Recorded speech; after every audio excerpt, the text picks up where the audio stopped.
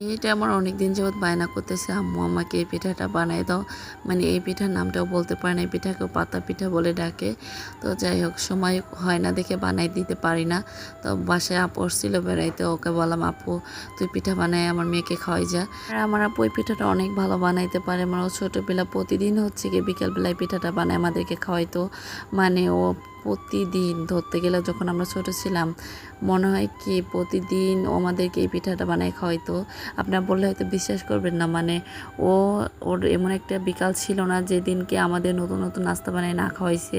তো আপুর বিয়ে হয়ে যাওয়ার পর আপুকে আমরা সবাই অনেক মিস করছি, যেহেতু আমরা অনেক ছোটো ছিলাম।